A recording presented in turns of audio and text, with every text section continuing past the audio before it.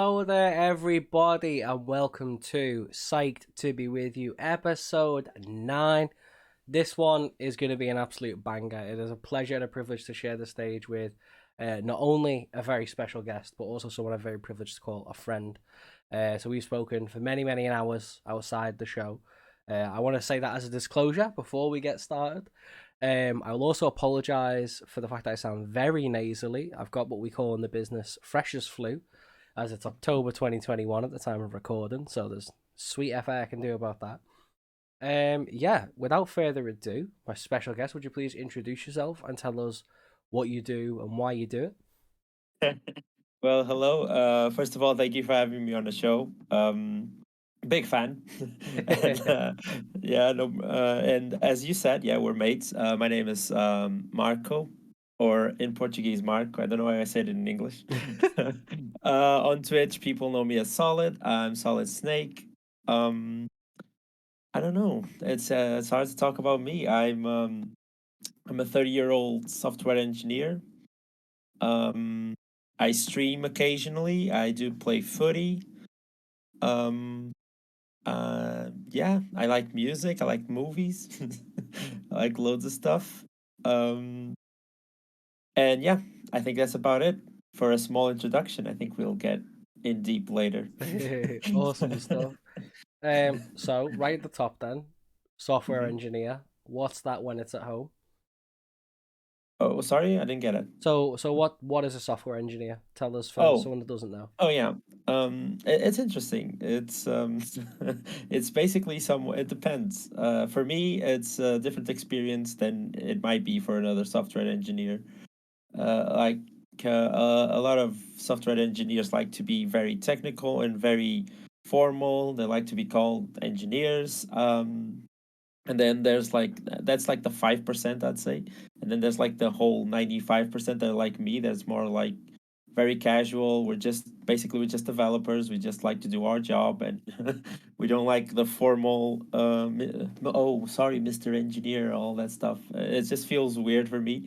But yeah, basically I can go back to the early days when I was like in fourth grade. I was very curious boy. I heard about computers and I thought it was pretty cool. I actually took a little course when I was like in fifth grade or something to learn how to use Office and create an email, the basic stuff basically. So I was really dead on being an engineer. Um, Currently, I work in the company that works with telecommunications. We have this we do multiple apps that help how do I put this, that they help manage your network. You can Okay. see where your antennas are, how's your signal, all that sort of stuff. That's what we do. And then inside the organization, of course, that's where I work. And I basically do a little bit of everything because software engineer is a very how do I say, a very vague hmm um, position to call someone, because you can be front end developer, you can be a back end developer, you can be QA tester, you can be QA analytic. There's a whole big spectrum of of types of jobs that you can do. I'll do a little bit of everything. Like I started as a front end developer. That's basically someone that just um, builds what you see in a web page and everything, like the user interface, the buttons you press, the scrolls you do, the text you type. hmm That's basically what a front end engineer does. Then I jumped to back end engineer because that's what I loved the most at the time. I was like, sounds really cool. I like to work on the shadows, and how basically a back end guy is the one that makes everything work behind the scenes, like the connections with your databases, how the information goes by from a click of the button to doing the action that you actually wanted to do, all that sort of stuff. Um, and then I jumped a little bit because I've been in the same company for 6 years, which isn't that common in my line of work, since it has been a business that has been booming a lot. People tend to jump from job to job fairly quickly. but not me though. I like the team that I work with. It's a very friendly environment. I don't have a schedule per se. I work by objectives. That's how we work. We work in sprints and objectives, and when we complete the objective, your work is done, and then you can look for more, or you can just take a breather. Sometimes it feels good. Okay. But yeah, it's I like this type of work. I like the people I work with. When this changes, maybe I'll change too. And I also like that I keep jumping from place to place, so it keeps being interesting. I keep learning everything new. Like I was saying, I did front end, back end, so I became like what you call a full stack developer, which is someone that can develop in every bit of the every part of your application. So people say to you, "You're stacked." Yeah, I'm buffed. I'm very stacked. Yeah, yeah. For listeners' benefit, Solid is a stacked lad. He's an absolute behemoth of a man. You are a very kind person. I have a lot of yeah. I have too much stack, if I'd say. I'm working on it. I'm working on it. But yeah, about the job, yeah, that's basically it. Then since I think it was my boss at the time said I had like a. Everyone kept telling me that's the same way that Twitch happened to me. It was like that I have this big personality and I'm very charismatic. Apparently, I don't really see it, but people keep telling me that. So it's like, hey, maybe you should do so it's not customer service, but it's close. It's customer support. Hmm. I would interact more with the clients and provide a platform that people could bring their problems to, and I'll hear them out, try to help, and I could practice on more languages, which I love. I would love to learn more languages and speak English. And I was like, yeah, that sounds cool. So then I jumped to customer support for like a year or so, and now I'm a QA tester, basically. I jumped to quality assurance, which is basically you test whatever application they want you to test or whatever action they want you to test. And you just have to develop automated tests for it or test them manually, whatever works for you. You just have to guarantee that things work. That sort of thing that you should do in games, but you don't do. Nowadays, you just release them as Day one broken patch, baby. messes. Day one Yeah, patch. the day one patch. That's the big misconception that everyone that works in development has day one patches. Yeah, that doesn't work for companies like ours. If we release something that's truly broken, we would get pretty much fired on the spot because we're messing with people's internet and connections on their cell phones. Like for example, if we do like a big oopsie and we delete like which I'm not gonna say it has happened, but Things like or this will have happened throughout the history of the e- internet. exactly, it might have happened when I was there or when I wasn't. I might have had some responsibility or not. I'm not gonna, Who knows? who knows? It's in the ethos of yeah, but yeah, you might, if we do a mistake, we basically some region of the country that's using our application, it could impact their services at some point. We could disconnect some antennas or something. You might be without network for a couple of hours. It has happened. So So so if you're ever this, like so if you're listening to this and your mobile service loses signal, you know why. yeah, Someone like Marco has accidentally pressed the wrong button. it might have happened. I'm not gonna say I'm responsible, but I might have been. No, It is a very very big possibility. Yeah. ask no questions, you'll get no lies. You know what I'm No, saying? it is an how do I say, it is an extra level of pressure Yeah. because it's another thing that's a common misconception with software engineering or software development is that people sometimes don't realize that people that do my job sometimes have to work for hospitals and for radioactive machines, and there the pressure is how do I say, paramount. I'd say like Hmm. that if you there's no room for error there. There has been in the past some big mistakes, unfortunately, that has cost some lives, and that's a really, that's the ultimate mistake Yeah. that you can do. So put some respect on the devs' names, Yeah, fair. No, okay. That I mean, I knew you were a fairly very talented guy anyway. So Thank that's you. just been confirmed for us. You can very much do it all. I also want to point out you are yet another of the beautiful accents that we've had on this show this season. That I would say beautiful. beautiful. I would say a mishmash of series and movies that I've watched. No, I think the beautiful Portuguese carries itself through quite nicely. Thank you, thank you. I So, love I love the Scouse accent. So right back at I mean, you. people would say my accent, pardon me, isn't even that Scouse. But Oh, it is. It is. It know. is. I can sense the Scouse there. So is there any sort of like I don't know necessarily if you can, but like by name, but are there any pieces of work that you sort of sit back and go, oh yeah, I'm really proud of that. Like professionally speaking, there's something I want to ask you about a bit later on that I know you Hmm. worked on, like for fun. But like Uh-huh. anything that you sit back in work and you go, yeah, I did that. No, I don't think there's a specific thing that I develop that I feel like at work that I feel like, yo, that was cool. I think it's more about like the team spirit. Like the team has been together for 4 years, I think, Hmm. and in this company, a lot, as I said, a lot of people come and go. It is common in our line of work, and I think I'm most proud of that. Like the connections we built a really solid team. Pardon the pun. It's like Yeah.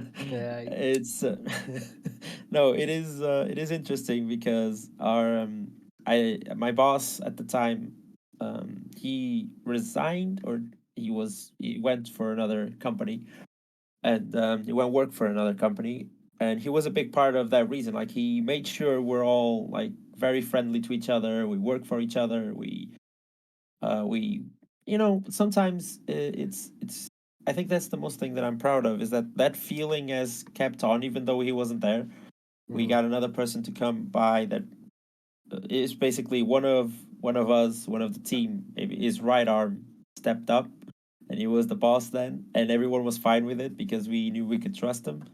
And I think that's it. I think even though I might develop a lot of apps that I might like and enjoy and feel like, yeah, I did a good job there. I think nothing beats like a good team, a good friendship, a bunch of really cool dudes that can hang out after work. Because that's basically what we are at the moment, and that's the thing I'm most proud of. Being a contribution to that is something to be proud of, I think. I mean that's really quite amicable to be fair. That's quite a lovely answer, and I appreciate that.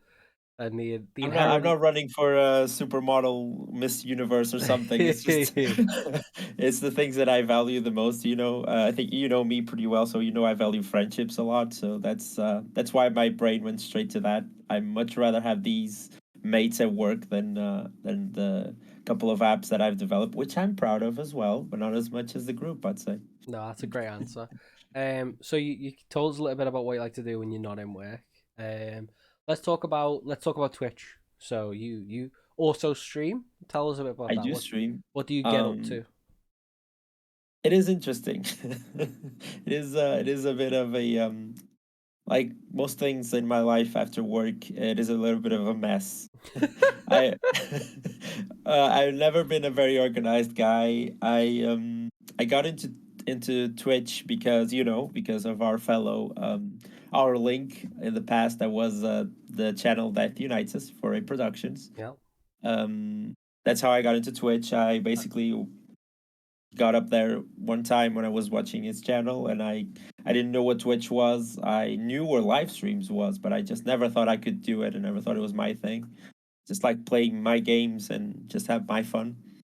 And then he was very supportive, and a lot of mates, a lot of people that I met there was like, "Hey, maybe you should stream. Maybe you should. Maybe you had something to say. Maybe you had something different to add to the platform." That's how I got into it. That's how I got roped into it. Who roped into And it? that's basically it. I was just bullied into starting a Twitch stream. I had like the worst computer in the world to stream. It was an absolute nightmare. My stream would crash all the time if I got alerts, or if I tried to play a PC game, the stream would just crash. And then I think I'm proud that I got kind of good at it. Like I understand that it's not an equipment based thing. I just learned from a lot of people, a lot of streams that I watched, and it has helped me grow as a person. And it is cool to show your personality and made some friends along the way. And that's what I do on my Twitch streams. I just play the games that I want to play. I just I feel like if I feel like playing, I don't know. I've been playing lately. I've been playing Horizon Zero Dawn. I never played it, and it was very highly suggested to me because I had, to my recollection, I had no idea that it was a stealth game. Hmm. So I never knew about that, and until someone said, "Hey, you should play this game because it has stealth," and I'm like, "Well, that's it. If it has stealth, then I'm playing it because I love stealth games. That's my thing." If you don't know the by the name, yeah, I'm a big, huge Metal Gear Solid fan. Is my favorite game. Um, and that's what I'm playing currently. I'm playing Horizon Zero Dawn. I actually got more recently. I got gifted FIFA 22, which Nice. is no, it isn't. Oh no. It isn't. It isn't. But it was an interesting mate from the stream. It was like, yeah, it is bad, but I kind of want to see what you say about it. And Mm. I was on my vacation. I was like, yeah, I'm just gonna bite the bullet, just do like a little 1 hour talking about the game, and just I completely trashed it, which I wouldn't do for a year ago, for example. But now I feel comfortable with it. Like that's honestly my honest opinion about that game, and I was like, um, I'm not gonna play this again. Fair. I think It's sorry, let's just dial it back a little bit. There's something I want to kind of tap into. So I jumped into a lot of no, no, storms, didn't I? that's fine. I think the first thing is to say, you're the first streamer I've had on the show. Hopefully not the Oh, last. I've got plans for later episodes and such. Um, but so just just try and explain a little bit about like what it is to stream, like a little bit of like what oh, you do, but like what is it to stream? What does that mean? oh, I see. Okay. Yeah, to me, it's just about putting yourself out there. It's just, it depends. It depends from person to person. I'd say some people just get in it for the money, or just trying to make a living, or the kids nowadays is just bless you. The kids nowadays they just see all the big bucks that are in streaming. It's just like, hey, I want to play video games for life, and that's kind of my thing. Well, that wasn't the thing for me. For me, streaming is just it's just a way that you'd play the games I play. I would play them on my own, right? Mm-hmm. I would play them even if I wasn't streaming. It's just the streaming part is just cool that I can share my first experience in playing a game that someone recommended, for example. They're gonna love my first reaction to it, and we can share experiences about it, and we can share thoughts. That's the whole thing about streaming for me. It's just getting in front of the camera, talking about stuff that I love. Most of the you've been on my stream, so most of the time I'm not talking about video games. The conversation derails pretty quickly. So yeah, the streaming is not about for me. It's not about the game. It's not about the money. It's just about having your free time with a couple of mates that could be anywhere in the world, and we're just talking about I don't know. We're just talking about random stuff, Mm-hmm. and hopefully it is entertaining to the people who watch, and they tune in a lot more, and I get to know them better. I think there's a quite a big perception that it's just the other way around. Like people just come in to know you. Now, to me, it's just you get to know people a lot. Like you get to know who chats with you as well. Like you Mm-hmm. get to know more people too, which is really cool because then they start streaming, and then you go check them out, and then you know a lot more about them, and then that's how you make friends, basically. Those yeah, that's the new age friendship, I'd say, which is interesting. It is a very cool thing to do. uh, I was a little bit skeptical at first because I didn't think I was going to be confident enough to show my face. Mm-hmm. um, so that was a little bit of a step. My first few streams, I didn't have a camera. then I was like, yeah, maybe it's time. It's time to give them what they want. Give them what they People, want. no, it is because if you think about it, I've been talking with a lot of people that I never saw the face of, Hmm. and you kind of get pretty friendly with these peeps. You get to know them a little bit better, and then you realize that you never saw their face, which is kind of weird.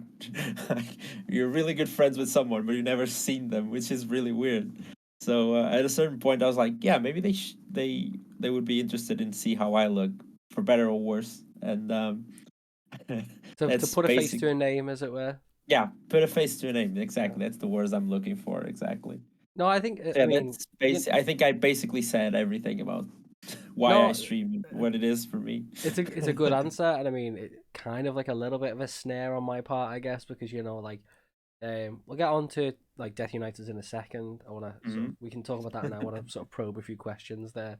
But No problem. I got into streaming because I watch people like Death Uniteds and people like you, and like that made me go, oh well, actually, like, this is accessible, and this is a thing that people can do, and maybe if you just listen to the podcast, you maybe aren't familiar with the fact that I stream Yeah. and or things like that. That's fine, no pressure or whatever to go and check it out. But Mhm. it is a very different like universe, if that makes sense. So I think a good way to like frame this is to talk about how we met. Yeah. So it's been like nearly like 2 years now, I think, getting on to there Yeah. thereabouts. I was in Death United, a great streamer, friend of the show, I guess, by proxy of the fact that both I and my guests know him. um, and yeah, so I remember the moment really clearly. We were in a chat, and we were talking about learning different languages, and like if Oh people yeah. speak multiple languages. And me being the practical joker I am, I was like, well, technically I know two languages because I know Scouse and English. And for those that don't know, Scouse is a regional dialect of people from Liverpool in the UK, but we're famous for sort of speaking very fast like this and with a very thick accent. And people often find that quite difficult to understand. And the typical joke is, oh, Scousers should come with subtitles. So I said this, and then yourself, Marco, you were like, "Oh, Liverpool, and that's a thing I know about." Um, and then you asked me the question, which is, are you a red or a blue? Do you Yeah. support Liverpool or Everton? Both teams in the Liverpool City region. I said Liverpool, and then a friendship was born. Yeah, that's basically it. No, it is. I should disclose, even though I'm from Portugal, which is kind of frowned upon, I'd say, in the football family circle or something. That I should choose it. I can't choose my team. I have to support the local team and all that nonsense. I'd say. For some reason, I sympathized, and I my heart chose Liverpool. I was like, I really like this team. I really like what they're about. I really like the club. And then, as you know, I got lucky enough to visit the city, and I truly fell in love with it. I was like, yeah, this is not a bad place, And that's basically when I remember it pretty clearly as well because I was pretty new to Death's channel as well. Not as new as I was back then, which is kind of a weird sentence to say, but uh, when you're a Liverpool supporter in Portugal, you don't have a lot. You can't talk a lot about. Um, people don't want to talk about games. They really don't. They might talk about a Champions League final or I don't know, like a big European game. They might want to talk about it, but they don't really want to talk about the team or the city. So once I saw you were scouts, I'm like, oh yeah, this is gonna be if. Uh, of course, there's like the if he's a cool dude, there's always that. It's gonna be someone that I can possibly talk to about this stuff. It's gonna be really cool. That might be um, start of a friendship, as it were. And so I just got lucky that I get to meet a cool dude that supports Liverpool, and was, Yeah, that's basically it. that's pretty much the nail on the head there. Not because that's like that's the catalyst that started the conversations that then we had like outside of that chat room and just about everything else. Exactly.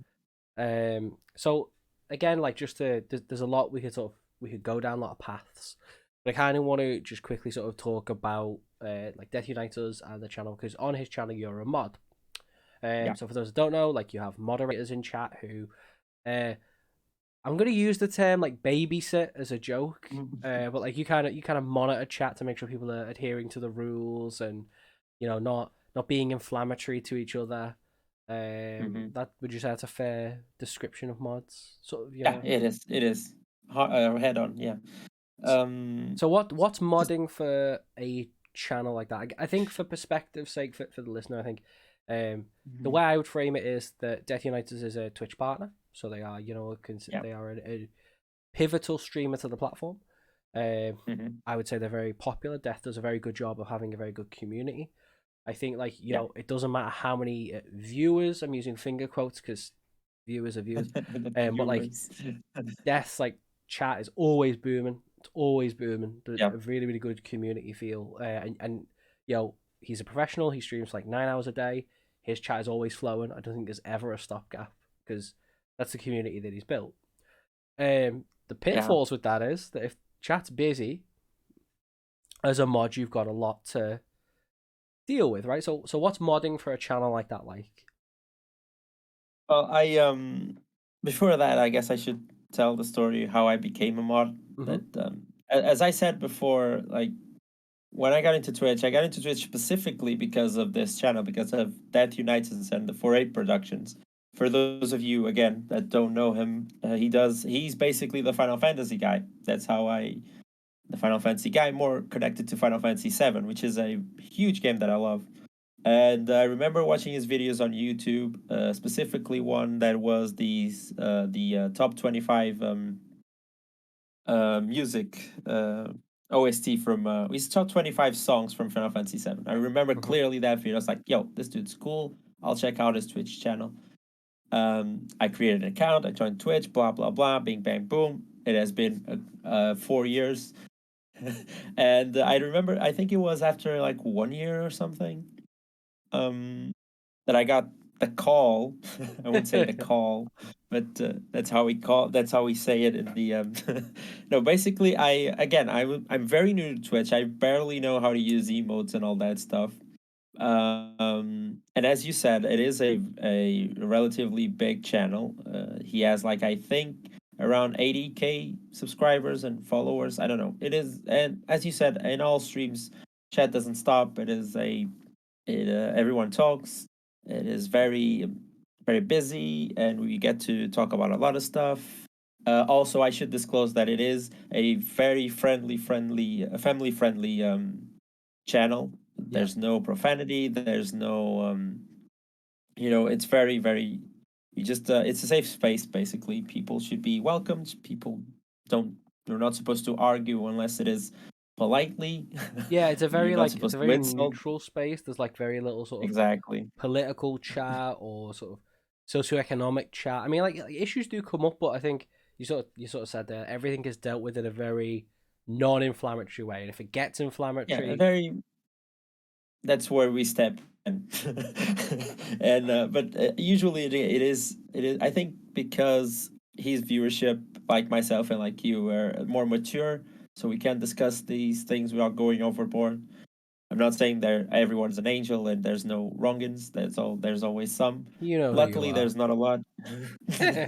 Luckily, there's not a lot of work. But yeah, this is all to to give context to.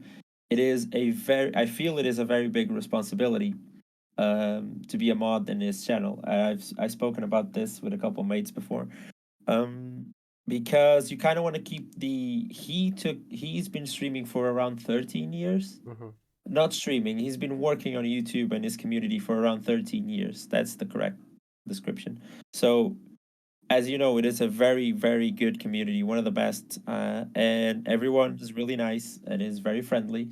So when you get brought into this world to kind of, police everyone, you get scared. At least Hmm. I did, because I kind of want to keep the community as friendly as it were. Everything runs smoothly. And to be honest, I got really surprised when he asked me because I was, again, really new to Twitch. I had no idea. I was 1 year in. But he's like, yo, you're always there. You're cool, dude. I kind of connect with you in some level for some reason.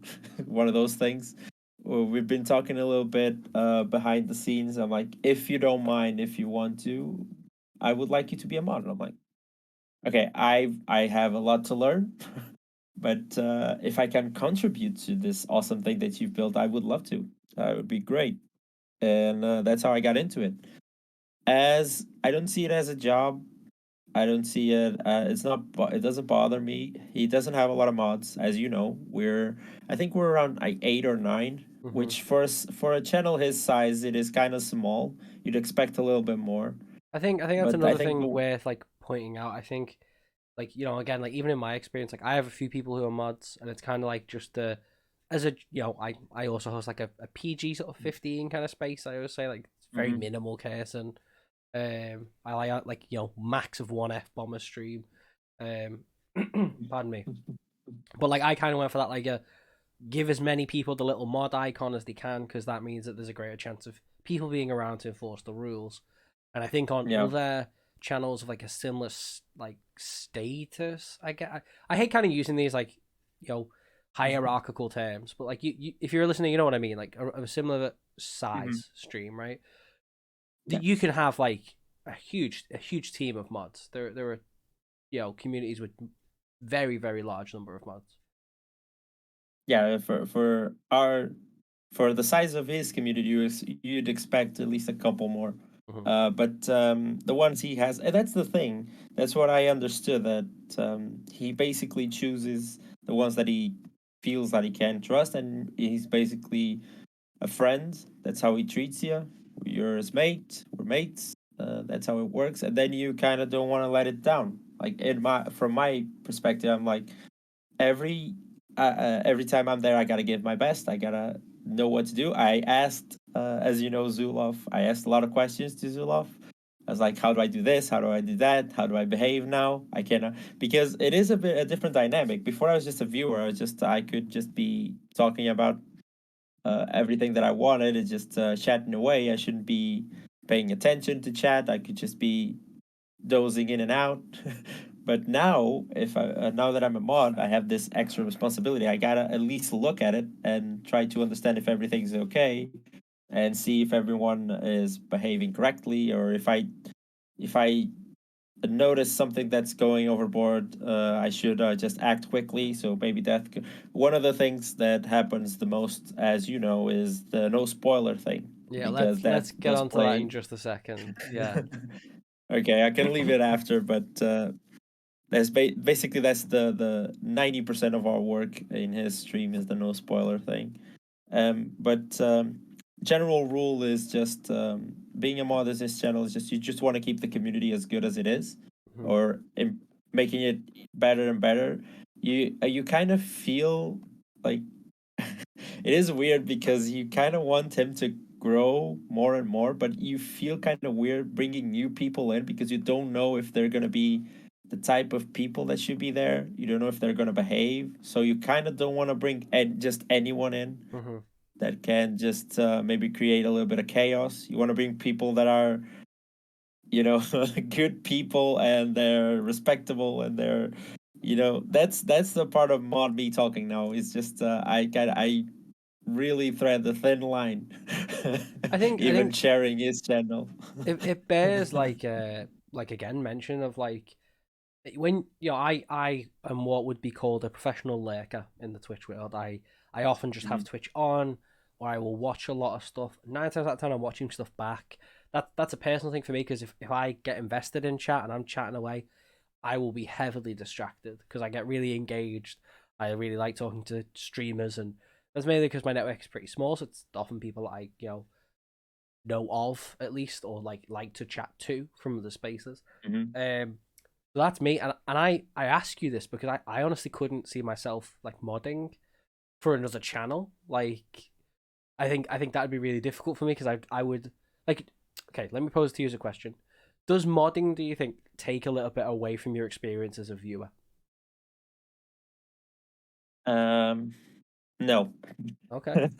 No, no, it's short and sweet. No, because I just feel like I can be sort of a better viewer Okay. because again, I do, as you know, I watch while I'm working, so I do lurk a lot as well. But if I notice that maybe I'm the only mod there, I might just be uh, getting a closer eye on chat and Hmm. keeping it. Even though I'm working on one screen, I have another eye. Just keep checking it like every 10 seconds or something to see what pops up. See if I see by his tone of voice if everything's going smoothly. See if I hear anything like, "Yo, maybe you shouldn't say that," and maybe that's where I just put a little bit more attention into chat. But as long as talks go, I did say that it is a little bit different. Hmm. The first impact is you don't want to. How do I say it? You don't want to like overexpose or over talk. You don't want people to feel like, oh, only the mods are talking, or oh, he only reads the mods comments. You kind of Hmm. want to just keep a conversation going. So if I have anything to say, I'd say it. I'll just behave the same as I did as a viewer. I just talk to everyone that is in chat, say hi to everyone, just keep it light, and I do crack jokes. You know that him Yeah. and myself go back and forth quite a bit because I know I understand that he likes that type of content. Sometimes it is interesting for people that are viewing that he can crack a joke at me and I won't be offended. I take it in stride and I just crack one right back, and it's good banter. It's nothing, just good, two good mates having some fun. So that part of the stream is not lost just because I'm a mod. It's just it adds that extra layer of if I see someone that shouldn't be there, I can actually get rid of him. Fair. I can work on it, or I can just talk. A lot of times, I gotta be honest. A lot of times that someone steps over the line, you just time him out and just send him a message like, "Yo, you know, you shouldn't say stuff like that. You should behave." And if you want to get back to it, we'll let you. You're not banned for now, but you need to, you know the rules. You can read the rules again. Just sort it out and get back in. No one's gonna judge you again. Just don't be basically don't be a dick and you'll be fine. And most people do. Most people are like, okay, fair enough. Or I didn't read the whole rules, or I didn't see that rule, or sorry, I stepped over the line. I'll talk to death, or send them a message apologizing or anything.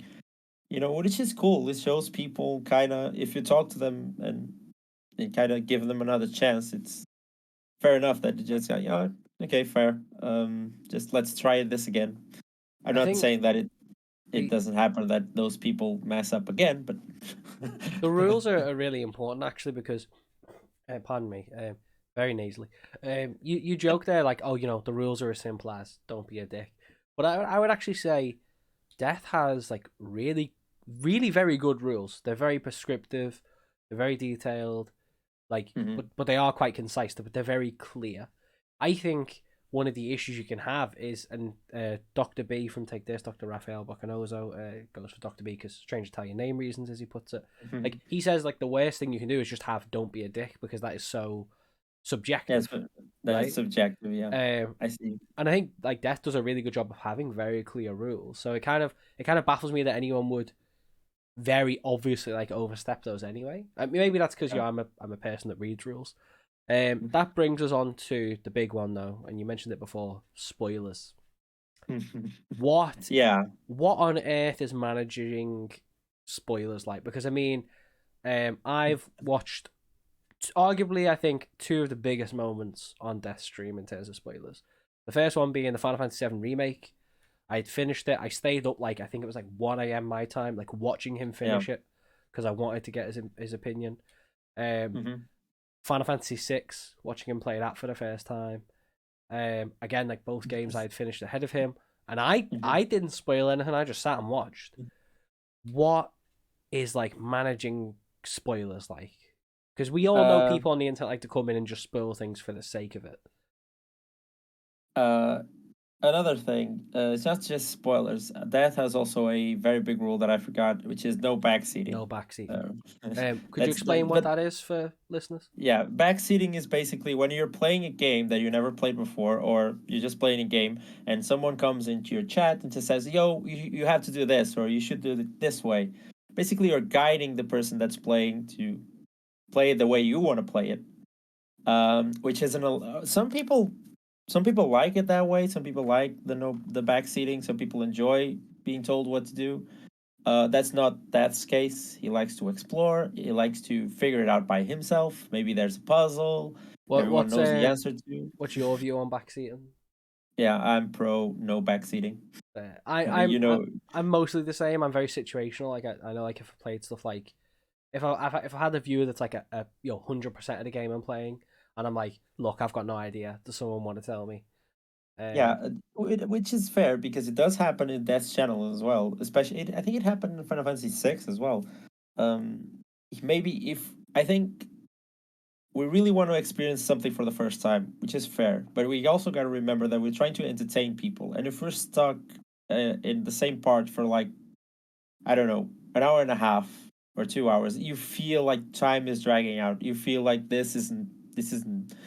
I'm not having fun. I'm just getting frustrated, and everyone who's gonna watch this is not gonna be enjoyable. So I might as well just ask for maybe a hint or something, so I can get out of it. That's what I learned from Death as well. He does that from time to time. He does like ask for hints, mhm. very not full on spoilers or full on backseating. Just hey, go to that place. No, maybe just make a little bit of a riddle. Just that's how I deal with back. As you said, is it is situational, and for me, it is the same. I don't like backseating just for the sake of it. Mhm. If I'm stuck, and it has been a very long time, and I feel it's being prejudicial, then I ask for help. But I don't want to be told. I just want to be like guided with very, very I don't know, not in an explicit way, just in a fun way. Yeah, yeah. Again, to keep it entertaining. And but you gotta remember that, as I said before at the start of this, Death is basically the Final Fantasy VII guy. He's Mhm. the Final Fantasy guy. So we were all scared of the Final Fantasy VII remake playthrough. We were excited and scared at the same time because I didn't play the game before Death. I knew I was gonna get spoiled because I was gonna watch one of my friends play it live for the first time. But I thought, hey, this is gonna be a great experience. All my mates are here. We're gonna enjoy the game for the first time. Every one of us. It's gonna be great, right? That's what I thought. I even took the week off. Like I took the week off. Like that's gonna play the whole week. I'm gonna take the week off. I'm just gonna enjoy the streams. It's gonna be part of the experience. That's what I want to do. And yeah, as you said, we had one incident, which I know he doesn't like talk numbers, but in these streams we had a lot more people than you usually do, which is normal because it was a new game. Mhm. It was just released. He is the Final Fantasy VII guy. Yeah. So we expected more people. We're talking about 300 to 500 people in chat. A lot of people that don't read rules. A lot of And people that, that's again just to let listeners. That's people in chat. That is people sending yeah. messages every second. Ping, ping, ping. Like it was like a rolling script. Like And you have people that don't read rules, that don't care about the rules, that there's no way of communicating to them. That like, yo, you shouldn't do this or you shouldn't do that. Like we had to basically have a more drastic approach to things. Honestly, I was pretty proud of the speed of the run because of the Final Fantasy VII remake run because we only had one incident, which is insane for the amount of people that were watching. Most of the time we had like 2 3 mods in. The end of the day, you might have 4 or 5, but to 5 people to guard everyone that was there. It is insane, and it was that week felt like a little bit of work. Not gonna lie. I mean, just uh, again though, like listeners benefit. Like imagine, you know, like being one person and then you're put in like a conference room with 100 people and be like, right, make sure none of these do anything naughty. yeah, that's basically it. Imagine you're a professor in school with 30 or those 30 or 40 kids in a room. You know that at least 5 of them are just gonna muck about, Yeah. and you need to keep them in line. Now imagine the same room, but times that by 10 or 12 or 20 or maybe 50, and then the bad kids are going to be a lot more, and then the good kids are going to try to protect the bad kids or to protect the mods because they think they're going to help, and sometimes it doesn't go to plan because everyone gets mad. It is insane. So it was a tough week. We just had we just had one incident with one guy that just clearly came about to spoil the whole thing. We did time him out. We time him out like twice. Which, if you don't know, timeout is just we delete everything you wrote in chat. No Mhm. one can see it, which is important to Death because, as you know, he uploads his content to YouTube as well. So Yeah. if we delete it pretty quickly, it doesn't show up on screen, which is awesome. Because even if it's a spoiler, we can delete it, and at least the YouTube video won't have it. Mhm. Uh, but as you know, if someone says a spoiler, everyone else reads it, and then everyone else gonna start talking about it. Like, yo, is that true? Does he really die? Mhm. Does this happen? And then you have to time out all those people to avoid the conversation getting out of hand. And if you have two people there or three, it is insane work. But we had this guy that clearly spoiled once or twice. We increased his timeout time, and on a side window, I was talking to a couple of the mods, and I said, hey, you know, we both we thought maybe we should ban him. Mhm. Maybe that would be the right thing to do, but we wasn't sure. We usually talk when we ban is just such an extreme thing for the 4A community that we talk to death about it to make sure.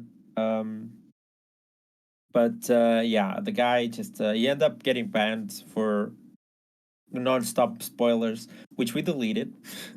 But unfortunately, he did create another account and made a donation with a spoiler.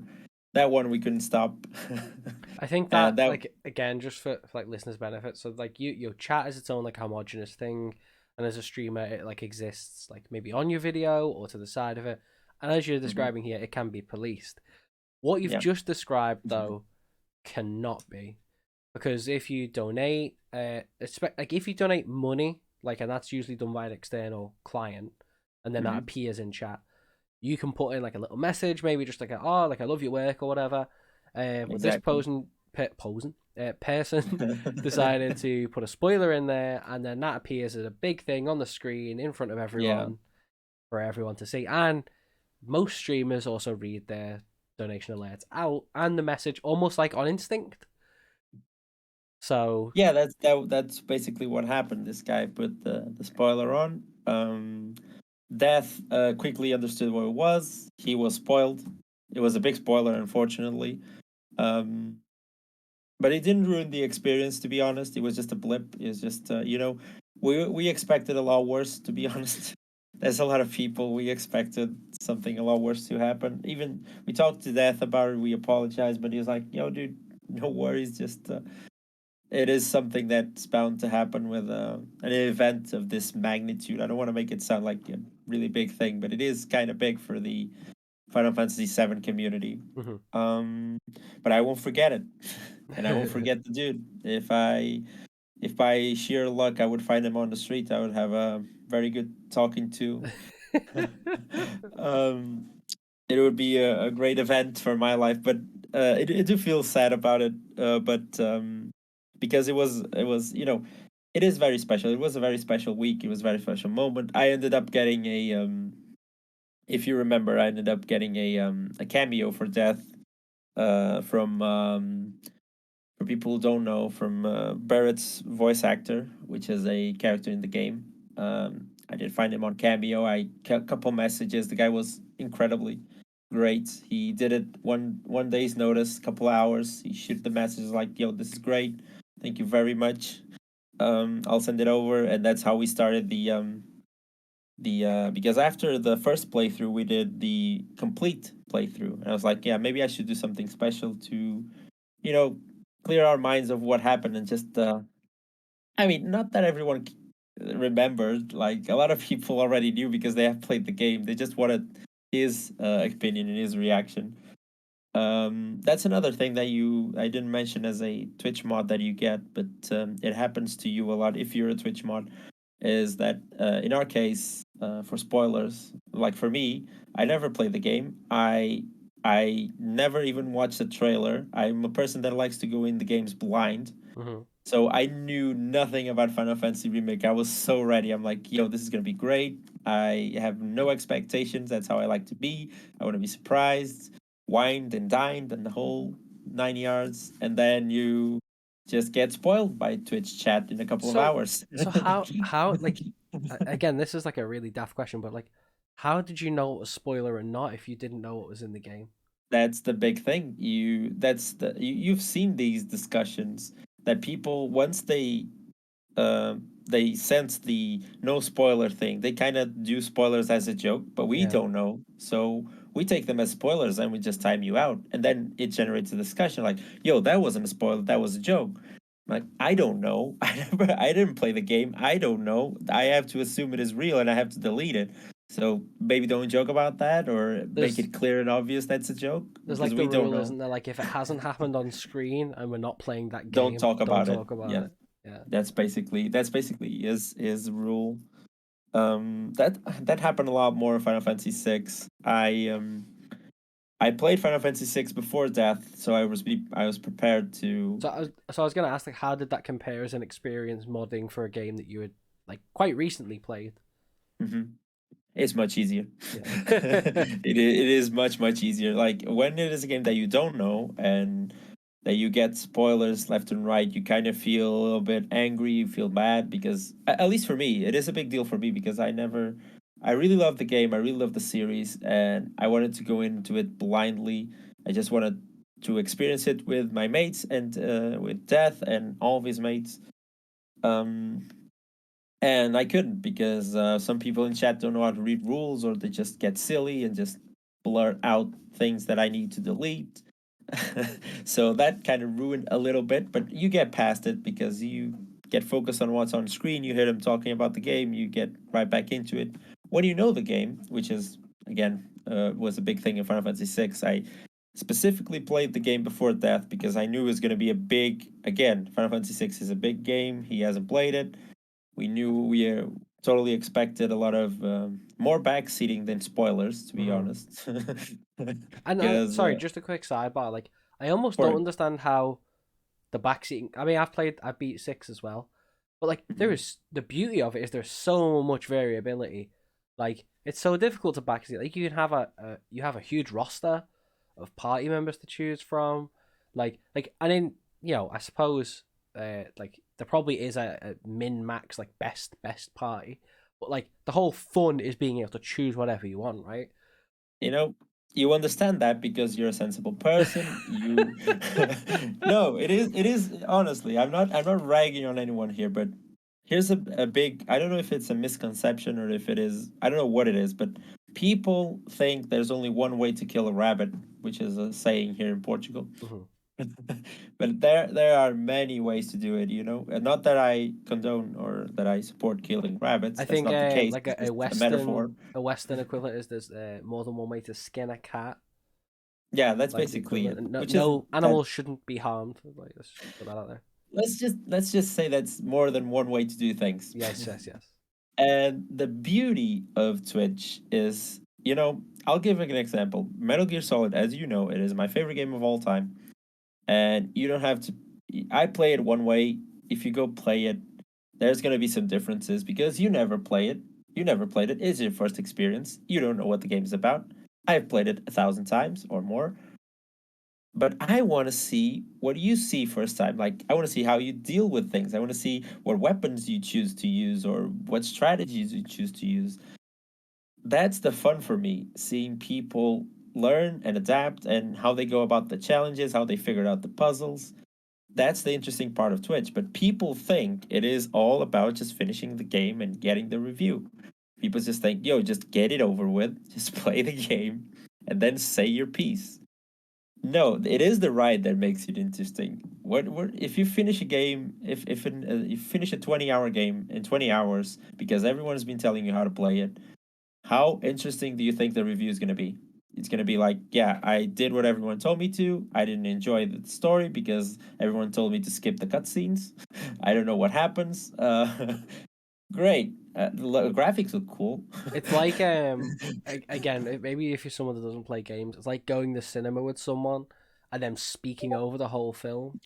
So you physically been able to watch it, but they've just been in your ear going and this and this, so that Oh, and you know what happens next? And then this happens. yeah, yeah. This guy's gonna die. So yeah, you It's can the- imagine how irritating that is. Like, It is, it removes all the fun and the interesting aspect of it. And it honestly does. It is the pure and cool thing about seeing other people play games is how they play it for the first time and how they experience it. Because I have played Final Fantasy VII a lot of times, but same. I learned so much from other people playing it and reading things or seeing things in the story that I haven't seen. And it's the discussion about, because the game, how the game ends or how the game progresses. It isn't linear. It is open to a lot of things are open to interpretation. Well, a And good example of this, like I remember, I was playing through Final Fantasy VII, and I remember you yourself were in chat, and we were actually talking about memory. We were talking about one of the flashback scenes, Mhm. and I mean, spoilers for Final Fantasy VII at this point. Come on, there's been an it's been entire remake. Come on, it's been 30 years. It's okay. but we were talking about like Tifa's memory and maybe why she doesn't confront Cloud earlier on, and I was, because I've done a bit of psychology, I was like, well, actually, you know, Tifa's memories are probably really quite scrambled by the trauma. She also suffers a big Hmm. physical injury at the time, and she physically sees Cloud at that event. So in my mind, I was like, it would make complete sense for her not to know if Zack or Cloud was there. That would, Hmm. like, from a trauma sort of memory perspective, that would make complete sense that her my brain would not be sure. So she didn't want to upset essentially Cloud's mental health by bringing it up with that doubt when he seemed Hmm. so sure on it. Yeah. And like, And and that's my the take on it. but you see, that's the fun part of the thing. Like if you just spoil or if you just, I don't know, obtuse about it and you just say, yeah, that's this means this because the Tifa doesn't see him because she's lying. She's just trying to protect Cloud. She doesn't want him to know the truth. Whatever. If you don't discuss, then the things don't have. It's not fun. And if you spoil the whole thing, you kind of I don't know what to say, you kind of guide the thought process in the way that you want to, like you don't It's allow very, very people to. manipulative, isn't it? Exactly, you kind of manipulate people's perspectives to see the things the way you're seeing it. um that's not what I want to see. I want to see I want to see stuff like you do, like, maybe it was because of trauma that she doesn't remember stuff. That's a valid theory. That's a valid way of thinking. I think that adds an extra layer to it. That's awesome. We're talking about a game that has been released, I don't know, 20 plus years, and no one knows everything for sure. If Yeah, you there are don't no there are discuss no certainties. exactly, if you don't discuss these things, if you keep manipulating everyone's thoughts, then we weren't we would be talking about it. That's basically it. Yeah. Um, but yeah, this all goes back to modding his channel. And again, with Final Fantasy VI, it was more of a backseating kind of thing, which goes back to the manipulating way of trying to play. Which I think, to be honest, it was a lot. The Final Fantasy VI playthrough was a lot sadder of an experience that it was the Final Fantasy VII remake, because even though I was prepared, you get people that get in that stream. You know what I'm talking about. You Hmm. get people that are there almost every day. They know the rules, and they just, for this one playthrough or for the playthroughs that they see, they kind of forget, or they kind of just want to do their thing. They kind of want a backseat, and we have to time them out and talk to them. And it's like, oh, it's fine. I know what I'm doing. And it is annoying because you just want people to, enjoy. We know what we're doing. We know why we're timing you out. It's just, and then it begins a whole new discussion of, why are you timing me out? Why is this? This is not a backseating. This is just a joke. We had a big discussion because someone posted a Final Fantasy VI spoilers. I think it's fine by now. Someone posted an octopus emote, which, it's Ultros, the Yeah, yeah, the yeah. the boss, and the guy. A couple of people started spamming it, and I clearly remember me and Zoo love timing out every emote. And it was like, why are you timing me out? Because that's a spoiler. We know Ultros is going to show up. Or you're trying to spoil or backseat in a clever way, Yeah. trying to have fun with it, but it's still a spoiler. Yeah, because And I mean, again, like for context, like this was at a point where, the player has no like, it's not really a spoiler like in this format because like it lacks context, but like yeah, the idea that they were trying to circumvent the rules was a bit naughty. exactly. Exactly, because Ultros is this one recurrent, I mean, meme boss that hasn't showed. It hadn't show up until then, but everyone knows where it's gonna show up. So instead of they're saying, "Yo, we're gonna have a boss fight now," everyone's just started spamming the emote, thinking they're slick, and we have to time them out. And then that sparked a big discussion. I remember, and that's the other thing that we kind of get a little bit fussed about is when Death has to basically stop the stream and say, "Hey, don't argue with the mods. They know what they're doing.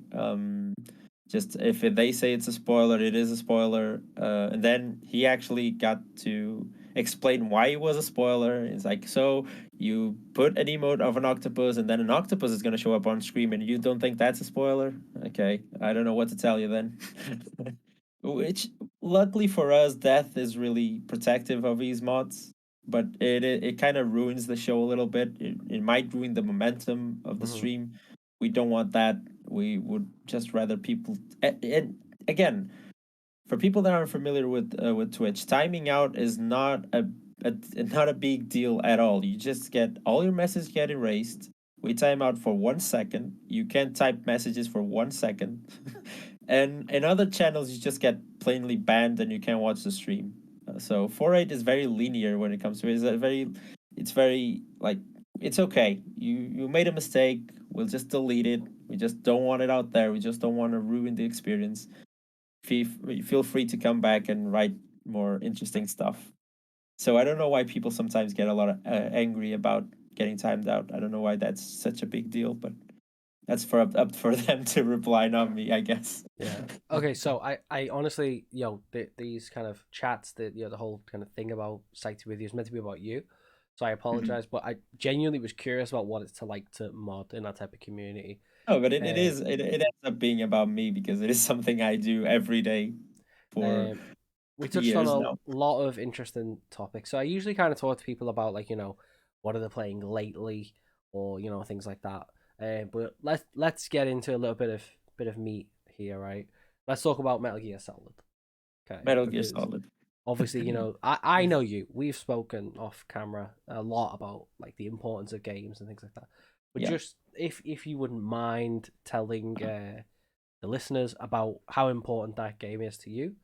Mhm. Just I mean, your username SolidSnake with fives instead of s's is the lead character from the Metal Gear Solid Yeah. franchise. Yeah, exactly. It is we've spoken about it, and it is an interesting journey and my video game history. I distinctively remember being a little kid, and I have been playing games. Remember, I had the PS1 for I think it was 1 or 2 years. I had it, and my dad gave me Micro Machines V3, which is a fun game, and it is what you expect from a game at that time. I did say I'm 30 now. I Mm-hmm. was I don't know, maybe 8, 10 back then. And games were just for me. It was just I don't know, just Super Mario was a game. Macro Machines was a game. FIFA was a game. It's just these things that you do. Like it's not like a movie. You see Mm-hmm. where I'm going with this.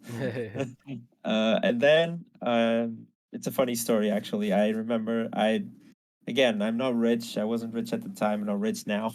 Who So is? exactly. So I couldn't buy any game that I wanted. I didn't have a pirated PS1, but my cousin had this cousin that had a lot of games, and he's like, "Yo, we should go there and ask him for some games that you can play, like so you don't have to play Micro Machines all the time." Back in the days when you could lend games off people. Exactly. Back in the good old days that you could just knock on a mate's door, say, "Hey, can I borrow that game for like a week or something?" But that's what we did. I was on vacation at his place, and it was like I was very nicely went to him. I was like, "Yo, can you lend me a game?" And he's like, "Yeah." And he didn't like me very much. I noticed. I know that now. So he's like, "Yeah, you can have this one." But I heard him talking to my cousin saying, "Yo, that game's a piece. It's not that great. It sucks. It's terrible. I can't get past the first bit. He's not gonna have fun. So he can take that one. He can even keep it if he wants." Um, and my cousin was like, "Yo, don't listen to him. Guy's an idiot. You're gonna love it. Um, just give it a shot." And I'm like, I remember getting home, opening the box, and putting the game in, seeing all the. Keep in mind that I'm Portuguese, so and I'm around 10, so I don't know English. I know press start, save, load, new game, the whole stuff, the whole basic stuff. That's what's you. Game terminology, Yeah, universal same language. exactly game terminology. That's it. So I put in this game and I start seeing what we call cutscenes. I start seeing a movie playing in front of me, like this 007 type sort of deal guy that gets in a one person submarine, and there's an old guy talking about some bunch of stuff that I cannot understand. And I see the guy swimming. It's like, yo, this looks dope. And also, it helps that I'm a pretty solitaire kid. I think we all were at some point in life. Hmm. So I did have friends. It's not like that. I did have my mates. I did play football, but I did feel pretty lonely at times. So this one guy that just goes on an adventure, goes on a mission, and even though I couldn't understand the language, I could basically get a grip of the surroundings and what I was supposed to do. For those of you that aren't familiar with the game, the first part of the game you have to wait on a tank hangar. No, you have to wait on like a little area until an elevator comes down, and then you have to go up, which is fairly easy if you understand English, because the Campbell or the your sergeant tells you, "Yo, you just gotta wait for the elevator. When it comes down, you ride it and go up." If you're a kid that doesn't understand English, you just kill the guards a bunch of times. You get caught. You get you I would like you to point do. out here that I was a kid that understood English and still had no idea what I was doing at that part of the game because I could hear it, but I had no patience. I was like, I want to run around and swim and punch people in the face. That's basically what we all did. I realize that now, but at the time I was like, I don't understand what's going on. So basically, when I rode the elevator and I see these, I clearly remember the cutscene of all the snow. You see the helicopter. You start getting introduced to more members. There's Mei Ling. There's this girl that lets you save the game. There's another girl that talks about DNA and a bunch of stuff. Of course, I understood DNA because it's three simple letters. Yeah. So I was like, yeah, this is kind of cool. And then you get to see the bad guy, and all this. You started to feel like, oh, this is something special. That's what I honestly thought that at the time. This is something special. This is something different. This is not like every other game that I played. I feel this is something different. So I kind of really tried hard to figure out the game, and I got more and more into it. And as time went by, the years went by, I it helped me a lot understand English. To be honest, I picked up the English language pretty soon, around 9 or 10. I mean, around 11, 12. I don't know the age for sure, but I was pretty young. I started to understand English. I started to understand the voice acting, which was insane. Keep in mind that the graphics at the time weren't that great, so that for me was like, whoa, this looks real. This looks movie Hmm. quality. Which, if you see it now, it in my opinion still holds up I was gonna say fairly like well. it's. I mean, like, okay, does it directly compare? No. Has it aged well in terms of the whole style of the game? Yeah, I think so. I think that's the key part there. It's just it fits the style of the game. It fits what it is. Hmm. It's basically it.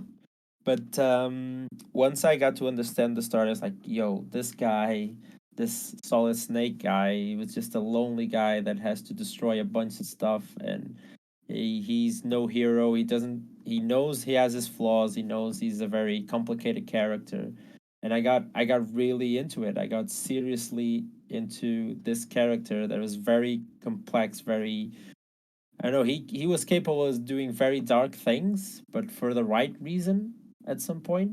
But you kind of know there's like a very dark side to him because he really enjoys what he does anyway. Hmm. In a way, he's a mercenary, but he kind of enjoys it, which is conflicting. Like, should I like this guy? He kills people. Why should I like him? It's that sort of deal. So that's what made me love the character and the game so much because for me, video games were just about I don't know a distraction. Just maybe seeing some balls and some cars run fast, and then you get this video, this movie type deal that you get to be the first person playing it and experience the story. And when you understand the story, you kind of I want more of this. I Hmm. want to know more about this. I want to see what happens next. I want to see everything that is to know about the Metal Gear saga and all its lore. Sorry, that was basically it. I Did got really pulled into it, did and I did you just did. encounter a point where like maybe because of the language barrier that like you were unable to continue or didn't know what you were doing? A lot of times. Oh, no, that's fair. When I was a kid, a lot of times I remember if you again, it's another game that we can spoil because it's been a lot of years. The story was again nothing to me because I didn't understand it as a little kid, Yeah. but it just flew out over my head. I just picked it up later on. Even though I did pick up that it was something special and different when I was a kid, I was like, I need to replay this when I can understand it. Kind of helped me focus in school. I should thank Kojima for that. um, but yeah, I distinctly remember the part where you're supposed to find Revolver Ocelot. Hmm. I don't know if you remember, you have to put C4s in a certain wall that makes a different noise or it looks different. Yes. The only way to figure it out is if you know how to knock on the walls, which is explained again via codec, which is how most of the things are explained. Again, if you don't understand English, it is a challenge. Yeah. So I didn't know. I remember getting stuck on that part for at least 3 months. I was just running around killing people and trying to figure. But I didn't want to give it up. Maybe because I was mad at my cousin's cousin. I was like, he thinks I'm an idiot. I'll figure it out. Yeah, I'll figure it out. I have this game to Fueled play. by I'll figure it out. spite. I'll finish it. Maybe out of spite. I don't know. I remember calling. I had older mates. Like there were in eighth grade or something at the time. Maybe not eighth, but seven or six. I don't know. They know English basically. They know Yeah, yeah. basic English. I was like, yo, you gotta help me. You gotta help me figure this out. And they wouldn't figure it out. They didn't know what to do, and I was lost. So I just tried and tried. Started doing stupid things, and then I distinctively remember figuring out the noise things. Like this wall sounds different, and then I threw grenades at it, as you do. As you do. That wasn't the thing. That was the C4. I eventually figured it out. I was like, that's it. I got it. That's it. And then a whole new world presented myself. I got to fight the first boss, first real boss. I got to meet this Russian guy that had a revolver, and these shots did some trick shots crazy in the walls. I was like, yo, this is the coolest thing ever. And then you get to a mind reader boss that you have to change the controller ports. But before that, if you don't know, I'm basically spoiling the whole game, but it's fine. Before that, you have to pick up the CD case to to get the codec, which fortunately for me was easy because I remember skipping the text and just reading CD case, and I was like, "Ah." But if you remember when you win against Revolver Ocelot, you have an item that's called CD. Hmm. I remember messing about and the CD did nothing, and then I was out of I don't know desperation. I don't remember clearly what I've done, but I was like CD case. Maybe they mean the real CD case. I remember seeing Meryl's face and her codec. I was like, oh, let's put that in. Let's see if that's the. I was a smart kid. Clever lad. I kind of figured it out. I'm like, yeah, this is great. This is the that was another. Sorry, just give me. No worries.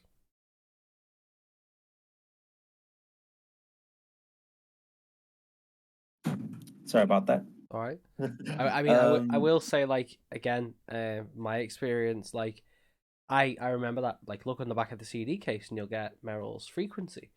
And I yeah. was like, what? And I like, we were not like a very affluent family either. So I had a chipped PS1. So all my games were not genuine articles. So I picked up the little CD sheath and be like, "There's nothing on the back of this. What am I supposed to do? I've got this. Got nothing. This is useless to me." I got the same vibe from one of my mates because if you remember, if you recall, in those days it was okay to go to Blockbuster and you can lend games from Blockbuster, but you don't get the case. Yeah. So the same thing happened. Like you check the back of the CD case. Well, I don't have a CD case. I distinctively remember that discussion. And that's another thing why I felt that the game was so special because it was the first time that something that was in my hand, something physical, had an impact on something that was happening on the screen. I was like, this is the greatest thing ever. It's not the controller, it's something completely different. Mhm. How does it know? How does it know? Like my little tiny brain doesn't comprehend how this can be done. And then you get again, there was the mantis fight, which I got stuck for a really long time. But I did figure it out eventually because Campbell does tell you about the controller port. And I just read controller and I thought, I don't know, I started trying different things. I tried different controllers. I tried putting in a multi-tap, and I remember I had one of those sketchy multi-taps that you can Yeah, connect yeah. four controllers that you'd buy in like the Chinatown market for like 5 quid, and you just I remember plugging those in and saying, let's see if it works, and it didn't. I don't remember quite how I figured it out, but I did. And that's the thing that why I resemble and I remember the game so much is just I felt like I evolved a lot during that game. Like it helped me through, I don't know. It's just combat loneliness at the time, and it was something special. And I had to use my brain. I had to be engaged. I got to know this really cool looking character, and then years later, figured out there was this really awesome, intricate, and complex character that I never thought it could be. That's what led me to be Solid Snake, I guess. No, and that's a great story. I mean, obviously, like I know I've heard that before, but it's really nice, and I think everyone has like a game like that, like your first game that like really clicks into gear in like Yeah. your own mind and just makes sense. And for those that like haven't played it or don't even care, like, but Metal Gear Solid is a very Mhm. special game, and like I think again like yourself, like I played it as a kid and was like, this is fun, and I just enjoyed the very like top layer experience. And then when you go back and replay it, like the story is amazing, and throughout like the entire sort of saga of games. Granted, I haven't finished the fifth one, but You like should. it's on my list. But like the anti-war messaging and some of the really like nuance, like there's a big anti-eugenics argument throughout the entire game. And that's really big for our Yeah. underdeveloped brains to try and take in at that time. Like, Yeah, it's a game about walking nuclear tanks. You're basically talking about the destruction of civilization at yeah, some point. So that those things do go over your head, but once you can understand it, it is a totally different world, and that's why I fell in love with it so much. Because again, at first look at it, it's basically a case of don't judge a book by its cover, because you see what the game is about. You see all the weapons, all the killing, but the game actually tries to force you, not force you, but tries to incentivize you to not kill or to. The message is clearly anti-war. It's insane. If you just see it from the top layer, it just looks like a killing machine game. And when you get into it, you can get really a lot more out of it. And the greatest gift. I never thought games could do that to a person. That's the main thing. I never thought game could have like this deep of a message. I just thought games were games and that's it. And that's when I started to the brain started to develop, I'd say. I mean, we have spoken for hours and hours and hours like previously, and I am very respectful of your time joining me to record this. Oh, So it's I'm fine, gonna it's sort of fine. like move on to sort of my last sort of couple of like standard questions. Then I've got a couple of quick fire ones, and then maybe we can get into some other stuff if you've still got some time. No, I got Um, loads of time, don't worry. so the next one is kind of if you had no limitations, so you had limitless resources in terms of like people power and finances. What sort of project would you like to do? Like, obviously, I've interviewed a lot of academics, so I always kind of frame this Mhm, in the what research would you do? And I always say, if you've listened to more than one of these episodes, Celeste, longitudinal study, get people, mhm. record their experience with that. But what would yours be? I've asked I remember one of the other guests, Rachel Button. She's a small business owner, so I was like, what would you do if you had limitless resources? And Mhm. her answer was like, I'd go big. I'd have multiple sugar and dices. So, It is a really nice question, but to me is always between two worlds. yeah. Um, I think the first main thing would be I would love to have a gaming developer company, because I think the gaming development industry it's not going through, it is in a very dark place that people don't know about. Hmm. A lot of shady things happen behind the scenes, and we just see the top layer once again. Yeah, I mean, Unfortunately, all of this has sort of come out in the wash a little bit, like lately. yeah. Um, Lately, we've seen a bit more of we're looking under the carpet a little bit, yeah. and I would love to have like a decent indie company, which is the again projects like Celeste are born and Hollow Knight, and they're labors of love as we discussed, Hmm. and they go by it. Most of the time, they go by it in the best way, like Team Sherry did, like plays games or makes games did.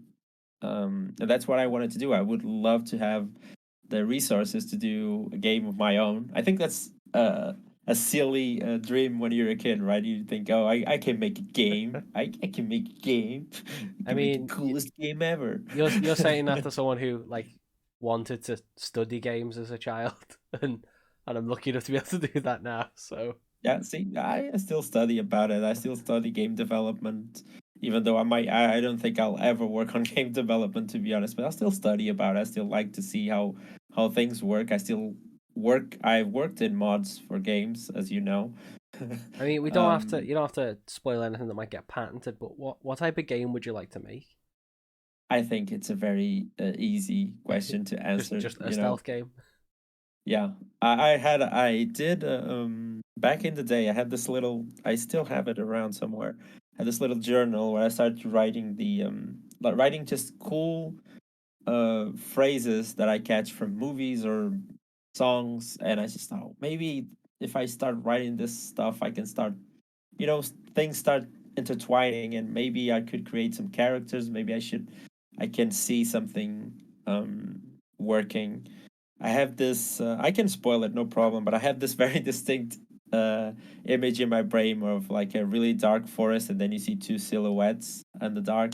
Hmm. That would be like my main, like the title screen or something. I always had that image in my brain. I asked a mate who does tattoos for a living to kind of draw it in a piece of paper. It's like, yeah, put it down. Let me see how it looks. Let me see. It's one of those projects that's always in the back of your mind. Um, I started building it, I don't know, 15 years ago. I don't know. I just started writing stuff, and maybe someday it's going to be something. Maybe it wasn't. So I would definitely go after that. I would definitely had gather around a couple of mates and invest money, and just I don't know if it's going to be good. I don't I had no idea. It's just it's not about, to me, it's not about just being good or being bad or whatever. It's just doing it. I would love to just do it, just put it out there, just see how it is, and at least I can say, yeah, I made my game. That's pretty But cool. for now, it's nothing. It's nothing written in stone. I don't have nothing. How do you say, nothing like finished or anything? It's Yeah. just ideas. Just To probe a little bit more, like you mentioned, the Horizon Zero Dawn stealth game. mhm. Have you played many other good stealth games like recently? Because it's not the most popular genre. You don't see a lot of I them. was gonna say it is a rare bunch. It is a rare bunch, and basically, one thing that the stealth genre suffers from is the oh, you just hide behind a pillar. For example, Assassin's Creed can be considered a stealth game, but I played it, and I think it's more about the killing than it is about the stealth, and that's why I didn't like it that much. I played the first game, I wasn't that interested. Because I feel like Again, stealth games tend to either you're like stealth games in my mind you're either a spy, sort of Splinter Cell, Metal Gear Solid, or exactly. you're a ninja like Tenshu. Or I played a Aragami. That was actually a pretty good stealth game. I played that like I haven't played that's a that few one. I years should old. check it out. I Uh, remember. I remember you mentioning it. I but think it's like slim pickings though, right? Like the genre is it there. is, but it also depends on what you perceive as stealth. Because Metal Gear, it is the stealth game, I'd say, but it is a little bit silly with it. With the whole cardboard box thing. You have the I don't know throwing stuff at the enemies. It does go silly, but I like games that don't take themselves too seriously. That's one of the main things as well about Metal Gear is just the fun aspect.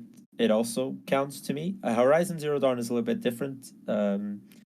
I do like the stealth action, but I would like to see more of it, more variety of it. I'm used to it. I can recommend games like, for example, Mark of the Ninja is a great stealth game. It is an Mhm. indie game, so don't expect anything like too I don't know, revolutionary or anything. It's basically the story again. Story of a ninja. That's the game mechanics though. The gameplay is really well done, and I had fun with it. It is a really cool stealth game. One that I would recommend a lot. I'm thinking of others. I don't know. Again, Horizon. I think it needs more variety. I'd say Assassin's Creed. It's not really my thing. If you like action more than stealth, you could play Assassins. I would recommend the how was the name? The one that's in London that you have superpowers as well. That's the other thing, the superpowers. Dishonored. Dishonored Mhm. is a cool stealth game as well. It is a very different approach, again with the superpowers and all, but it is a really cool stealth experience. So I think those three or four games have a very, even though they are rare and hard to come by, they have like the very different styles of stealth in a way. Mhm. Like you can navigate through them and find your type of stealth if stealth is your thing. Again, Siphon Filter is more like the more action based, like Assassin's Creed, and then you have, for example, Dark. It's another stealth game that's more like Dishonored, special powers, and the whole shtick. And then you have Metal Gear that's in a place of his own. Yeah. uh, Um, it it is a mix between the silly and the stealthy and the superpower and all that stuff. I do want to quickly throw in just a fun Dishonored fact. I actually played that for the first time a few years back now. So Mhm. it kind of just farted out my mind. But I did not realize that you weren't supposed to just like kill everything in sight. Because I was like, I'm doing it stealthily, so it's fine. And like sort of spoilers, but like decisions affect the end of the game. So I Exactly. spent the entire rest of the game like not even coughing on anything, and like literally like the penultimate level, like managed to get my notoriety down to get like the not awful ending. And I Exactly. had to like try really hard. Like, oh, I accidentally took a guy out. Great, restart level. Like, That's the cool part about Dishonored as well. It is an interesting way of approaching stealth. That's why I single it out because it is different. You have all these superpowers. The story is bonkers, and your decisions affect how the game turns out. So it's a cool experience. Maybe that's more your thing. When I say your thing, I say your viewers. yeah, I yeah, don't yeah. say. So I'd say just try these three or four, and I think it's a good basis to start looking for new stealth games. For example, Batman has some cool stealth as well. Hmm. Hitman is a classic Yes. assassins movie sort of deal game. So there's a lot of stealth out there. the good one is going to be defined by you and what type of stealth you like. So I would say these are the benchmarkings. Hmm. Give those a try, and then you'll see. You did mention that there was like another vein of if you had limitless resources. What were you gonna sort of touch on there? Oh yeah, it's more football related, of course. I would like to have my own club. That would be pretty. um, That's a pretty cool answer. yeah, I think it's always in the back of your mind, isn't it? You kind of want your own club. You want to. Football is a very big part of my life. If you know Portugal, it's a very football is a very big deal in Portugal. So if you're a boy, uh, mostly boys, when they're kids, that's just football. It's just you just play football all the time. Uh, you just see football. You watch. You listen to it on the radio. You see it on the streets when there's big games. You just so yeah, it would be really cool to if I could not have my own club, I would at least finance the one I play for. That would be Nice, cool as well. nice. Nah, that's pretty cool. All right, I want to get back to the football in a minute. Okay, so my sort of penultimate, like big quote unquote question is there anyone or anything that inspires you that you would like to give a little shout out to? Now, I always preface this with you can be inspired by multiple things and multiple people. A lot of the times I speak to people on the show and they have lots of amazing people behind them, but I always like to give you the space to just shout maybe like one or two of them out, just Hmm. this is your platform, right? That's how I kind of see the show. Okay. I see. On a more personal sort of note, I think inspiration there it's always the same. It always comes most of the times it comes from your parents. They're your main source of inspiration. You're like you see how they try to raise you right. You kind of want to make them proud. So yeah, that's basically those are my two go tos. I look at them and I feel I want them to be happy with my choices. I want them to be proud of me. That's basically the standard, not standard answer, which is a real answer, but it's maybe the most boring answer. On a more I don't know psychosocial or um parasocial, that's what I mean. In a more parasocial way, I was very inspired by three great people. I would say Kojima, of course, Mm-hmm. because of the way for the peeps that don't know, Hideo Kojima is the main developer behind Metal Gear Solid, the saga, and the lore, the game, basically everything. And I get really once I got really into the game, I really wanted to find out more about the person behind the game because I think it's something that you always do. You kind of want to see what kind of person develops this type of game. Why putting so much time in it? And It's a real sign of endearment, like when you like something to then go and like look at who designed it and to just want to know more about everyone involved with it. exactly, yeah, and that's what I did with Kojima, and found out a lot of stuff about him. Not all good, not all bad. That's always how it works. But he, for those of you who don't know, Metal Gear was his last.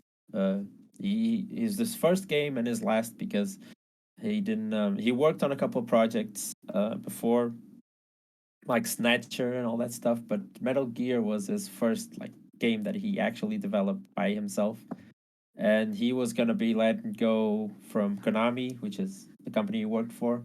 He wasn't very like his parents, his family. Being a game developer back then wasn't like a job that was seen as a great job or a job to be proud of.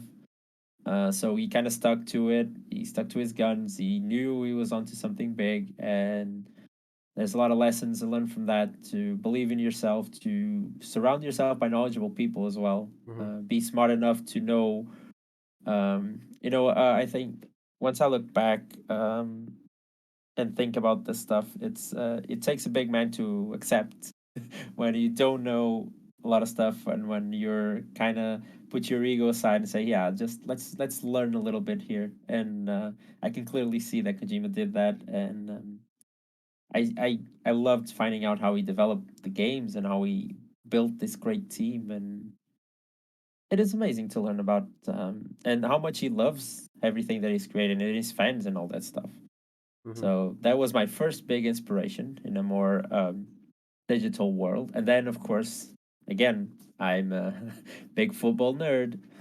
So I've seen one as a player and one as a manager. You can probably guess the two of them. I was a little kid, of course. I played football since I've been playing football since I was 5, or even earlier, probably. But once I saw Steven Gerrard, I um, I was really interested in knowing more about him. And as a person, as a player, he's kind of what everyone should be, or everyone should aspire to be. He's a very respectable person. He's very educated. He's focused, hardworking. You see a guy that has been loyal to a club for 19 years or more. I don't remember for sure. Um, it is something that I will never forget. A person that can do literally everything on a pitch. You kind of learn by example. You kind of get fascinated seeing what he could do. And as a little kid that you want to play football, you kind of look at that and say, "Yeah, that's how I want to be. That's how hard I should work. I should maybe stay in practice behind a little bit, practice my Steven Gerrard shots from outside the box a little bit more. Maybe I could do it sometimes. So in a more sporting but still personal level, TVG. And of course, I think lately, I think it's inevitable. If you're a Reds fan, if you're a football fan in general, you know what's coming. The big man, the big German. I think Klopp. It's an inspiration that goes behind football, but above and be Ah, I'm lost for words. Oh, I No, it mean, goes it go ah, it goes beyond football. He's just an inspiration. He's just a genius. I would say a genius. Honestly, he knows what to say and how to say. And every time he speaks, you just want to listen. He could be speaking for I don't know 5-10 hours about movies or music, and I'll be listening. I wouldn't say a thing. I would just listen closely, learn, and ask as many questions as I could when I had the chance. he's very he's a very smart man. He knows how to motivate people. He knows how to bring the best out of people. I can tell that, and it's just a pleasure to listen to him. he is And we're very lucky to definitely. have him. I think you could say this about a lot of like people, especially in football. But like, you'd love to just sit him down and have a pint and just talk football and just extract that knowledge. Like his Exactly. knowledge of the game must be so vast. But Obviously, that's the we're all a bit gushy. We're both Red fans. We're both Liverpool fans. yeah. That's not it isn't biased. I have that idea, but I think with Klopp is more like I would love to know what he knows about football, but it's not just football. It's man management. It's his views in the world usually are spot on. Every time he talks about something that's not football related, he nails it. I feel like a Like really recent example of this was when he was talking about like COVID vaccinations. for example, Like I'm very pro vaccination. I'm very pro mask. I don't think I would not want to risk anyone else's safety for the sake of my own quote unquote freedoms.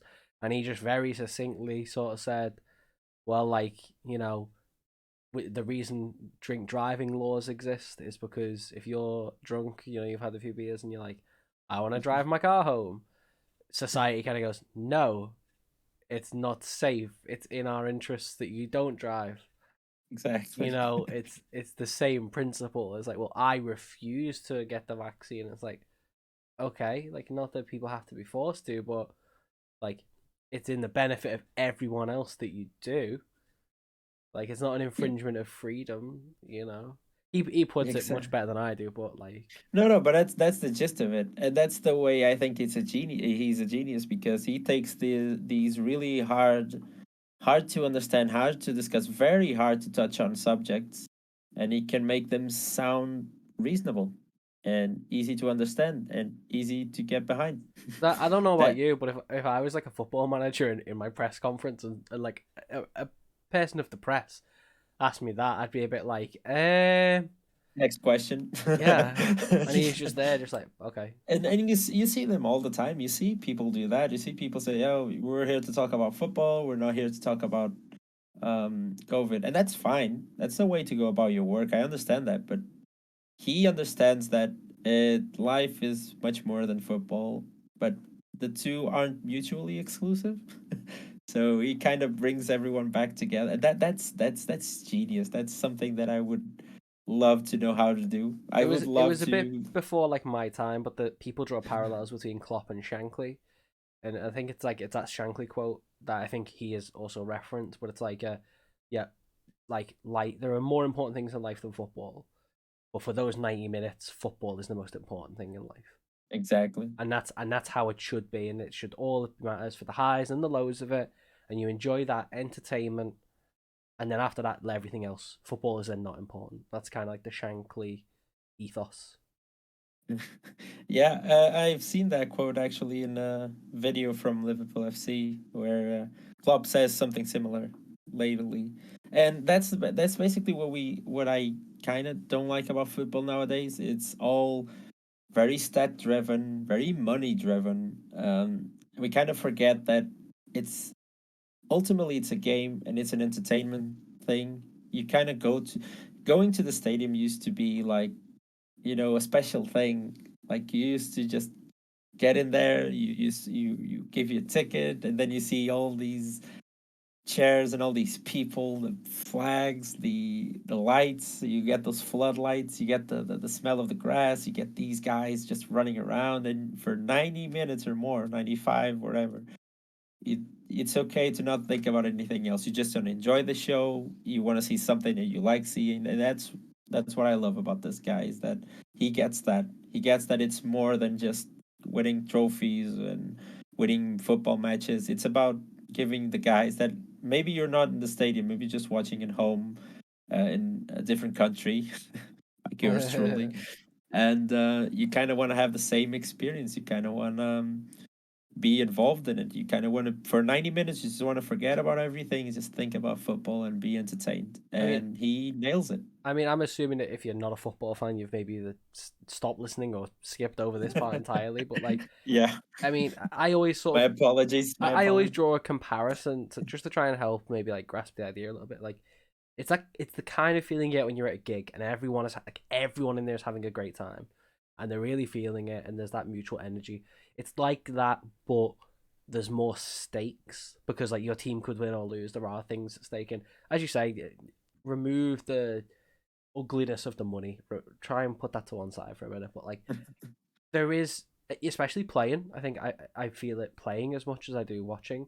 But like Hmm. that emotion. Okay, so another example that we can use that's really like I remember bombing into your chat. You were streaming affectionately one Sunday afternoon. Liverpool were playing West Brom last season in the quest to try and secure fourth place for the Champions League qualification. I remember I saw you online. I had it on mute. I was listening to the game, and unbelievably, in like the 93rd minute, like Liverpool FC goalkeeper Alisson Becker jumps up and scores a header from a corner. This is unheard of. It's very rare, and I just remember falling off my chair and like smashing the keys on my keyboard, being like, "Alisson, ah!" and I just derailed your entire stream.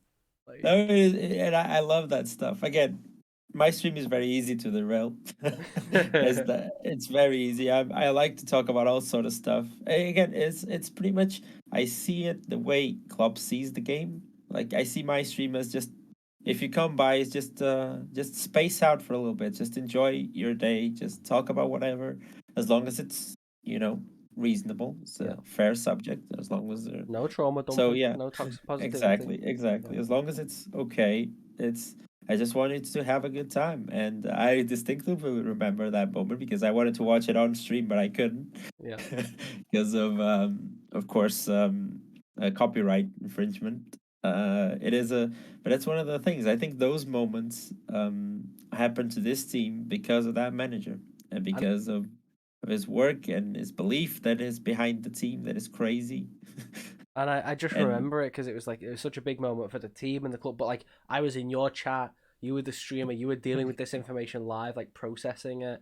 Like as a Liverpool I was fan, jumping up inside. I was just, I want to see it. I want to see it. there was I like remember. other people in the chat being like, "Oh yeah, like the football's going on." Like I think someone said like their boyfriend was celebrating, like going ecstatic, Yeah, I and remember Holly's boyfriend. Yeah, like she was. that like feeling of just like that sense of community, that ability to bring people together from like all over, just in that single like moment, just really I think epitomizes that feeling you get in football. Those are the moments that you remember. To be honest, Yeah. I'm not gonna remember the stream I finished. I don't know, the stream I played the game for 3 hours. I'm gonna remember the moments where I don't know. I talked about something that matter. I talked about. I was thinking about a goal that I haven't seen yet, and it was very important. Yeah. I remember all that stuff. Oh, sorry, I thought I'd muted my mic there. Oh, whoops a daisy. No, no problem. But yeah, I apologize for the football references. Every time we talk, we go into very deep about football, but It's all right. I had one of my what previous it is. episodes was a colleague of mine, Daniel Walker, and he's actually studying sport and concussion in psychology. Hmm. So like we had a big chat about like heading rules and stuff. He's actually a City fan, but like a City fan before they were rich. They So like exist. yeah, like an actual City fan. So we had a great chat. We put VAR to the sword on episode, and that's part of what I love about this podcast, right? Hmm. Um, my last sort of like quick, like sort of formal sort of questions for you are quick fire. Go for it. So Go they for it. are you're going on, and this is kind of funny because I know you've just recently been on vacation, but you're going on an island retreat. You're not. I don't like to say you've been shipwrecked or you've been sent. That's quite a negative connotation. But you're going away. You're just saying, right, that's it. I need a break. And you're allowed to take one sort of film or like DVD box set with you. You're allowed to take Hmm. one album, one book, and then one video game. What do you take? What are your picks? I I think the video game is That's maybe a given. let's just keep that one.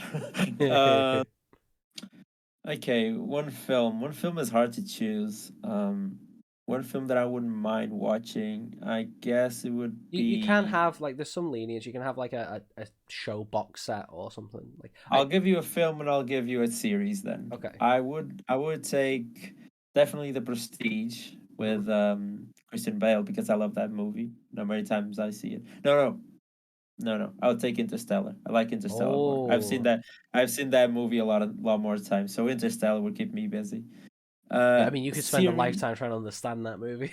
But it's just I remember I watched that movie in the cinema 5 times. I went to the Wow. cinema 5 times because I was really impressed with the sound in that movie. The sound and the absence of sound. Like of course the movie is based in space, so the silence is deafening, and every time there's noise, it's just I remember getting chills all the time. Third time I'm watching, I'm still getting chills. I'm like, okay, I gotta come back again. This is something special. So yeah, I saw that movie 5 times in the cinema, and I don't regret it. Is every time I went there was a great experience. So yeah, definitely Interstellar. And as a series, yeah, The Sopranos. Nice. I recently finished The Sopranos, and I feel bad that I haven't seen it back then because I can see how much of a talent James Gandolfini is. I can see what the series itself created. Like if there's no Sopranos, there's no Breaking Bad. That's Hmm. basically it. And I was really impressed. Dialogue, everything, the humor in it. It has a bit of everything. I loved it. I do need to So watch Sopranos. you too, yeah, I it's know. insane. It's really good. It's really good. I watched. I was like, why didn't I watch this before? Now I have no one to discuss it with. I remember distinctively talking about this on stream, and Zach was like, "We can talk about it." And I was like, thank you. I need to talk about this. Honestly, when you watch, it's like I need to talk about this thing. It is an amazing series. I definitely recommend it. It is on my list. Don't worry. Book, I would bring the one I'm reading so I can finish it. I finished it. I mean, I finished it a couple of times, but I do recommend it. It's The Art of War by Sun Tzu. I've read it a couple of times. It is a short book, but it's a very interesting one. So what was it? The Art of War. The Art of War by Sun Tzu. Okay.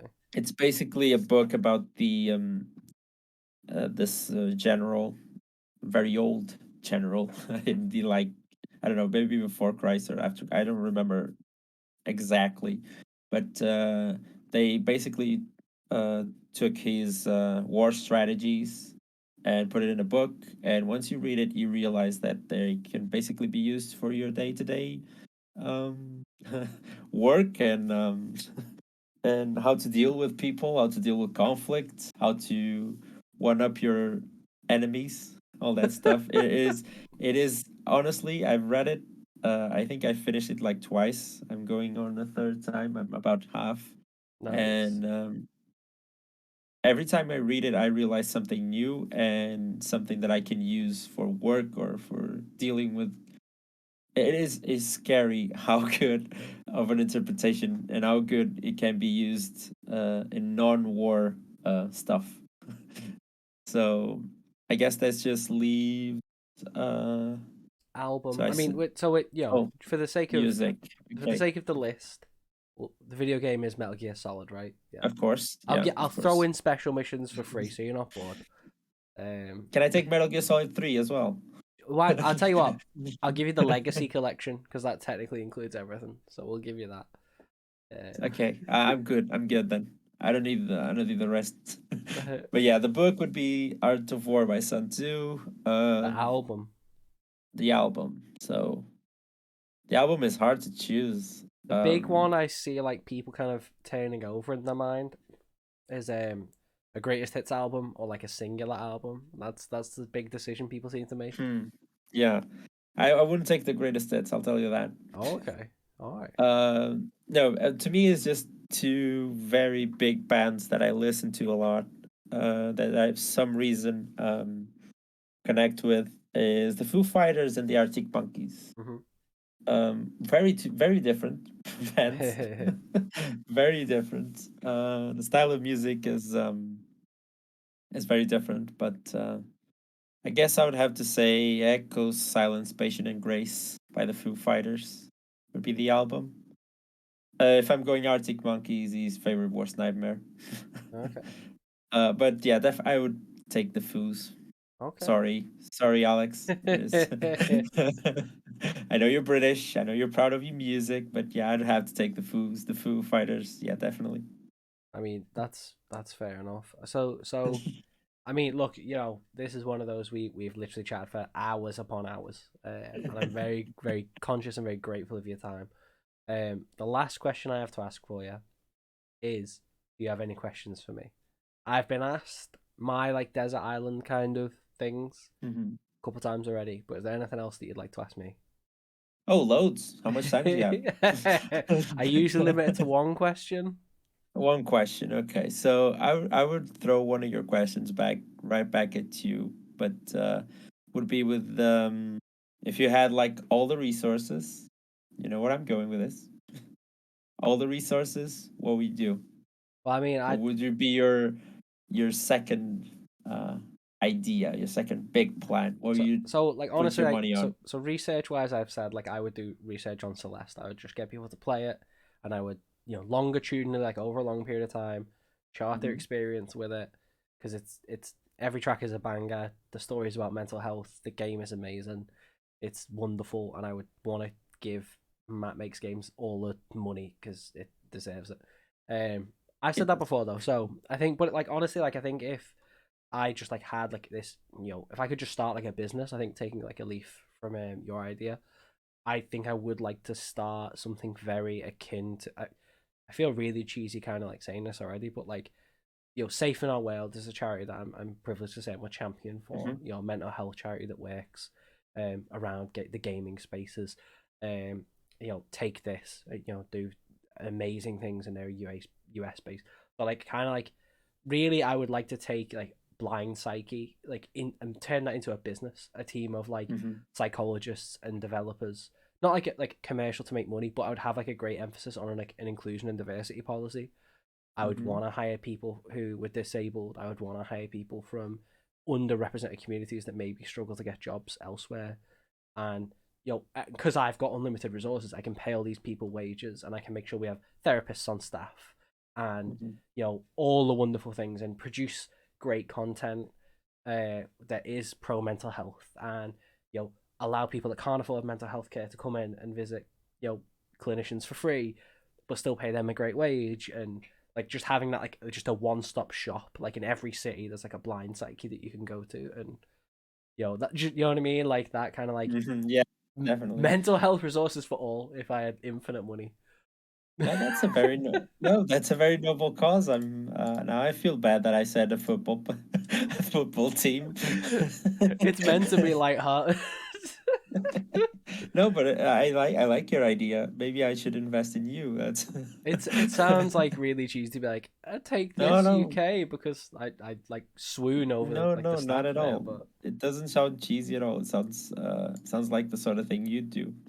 Sounds like a very responsible, very nice thing that someone should do. So I hope you get all that funding, to be honest. it's just like there are so many great people doing great things, and like even just like in the Twitterverse, the people Hmm. that I connect with, and even like a very parasocial level, like I would want to bring all those people together and put them in a pot, you know what I mean, and like make a beautiful space to just send everyone to, and because we're talking blue sky and money's no object, just make sure everyone is on really like a healthy amount of income, and they can live like a sustainable life and have the time and space to do what they want to do. Yeah, that's that. Game developers included. Like there's a seat at the table for everyone. I would definitely have an Yeah, emphasis on I know. inclusion, but I know. Don't worry, mate. If I get rich, I definitely get a spot for you. Don't worry. hey, I mean, like we need some more cool stealth games. You know what Definitely we do. I'm saying? Hopefully, I can contribute to it Yeah, one day. for We'll sure. see. But yeah, that is gonna bring this episode to a close. So all that remains for me to do is to thank you for coming on and sharing the space with me, Marco. I Thanks appreciate for it. having me. Like as I say, we've chatted a whole bunch for hours and hours, and you're definitely on the list to come back to shoot more shit. Um, but for now, we will say goodbye. For our video viewers, we'll flick over to the ending screen when I can find it. There it is. Yeah, so thank you everyone for listening and watching. Take it easy and goodbye.